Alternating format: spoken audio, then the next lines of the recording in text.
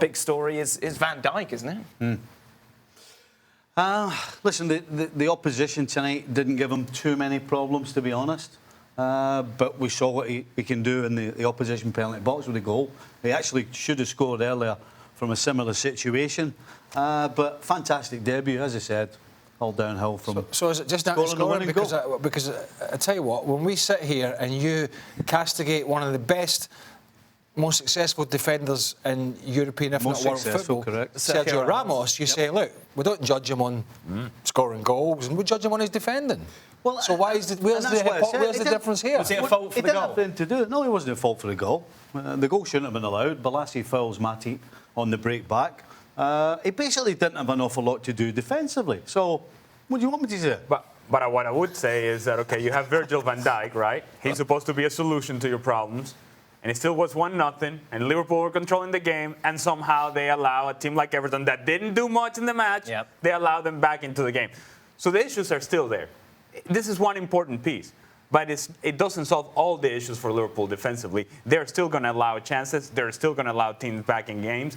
And we saw that today. Well, without joking, winding him up. I mean, to score in your debut for any player. Yeah. But it'll all come out in the wash with Van Dijk. But the other side of the coin, I thought Bobby Madley, I thought the referee had a stinker again. This is the referee who was involved in the debacle at the Bournemouth-West Ham game recently, involving the equaliser. You've got a player pushed into the crowd, then a player actually tugs him away. He does nothing about it, and then in the lead up to the Everton goal, there's a kick out in the middle of the park. The refereeing at the moment is taking an absolute But you think he got the penalty decision right? Well, do you know what? A few years ago, I would have said no. But unfortunately, this is all these challenges now are penalty kicks. Because he holds on to him for too long, is that the thing? Ali? Yeah, he's grabbing him. He's impeding him. And so you call that in midfield, it's a foul. You call him inside the box, it's a foul. To me, it's a penalty. It's one thing to try and block somebody. It's another to actually hold on. So if you hold on, you're doomed. All right, then. So Liverpool through to the next round. Will Coutinho be joining him? More speculation tonight about the future of the Brazilian and whether or not he'll move to Barcelona as we welcome Gab Marcotti into the show. Gab, what's the latest you can tell us about this?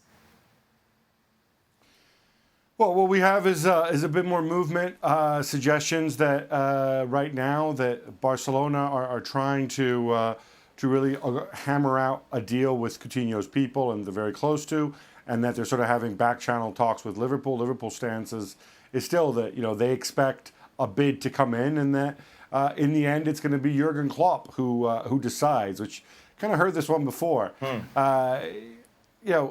Certainly it feels as if people are working on this, but that they're taking their time doing it, and read into it what you want.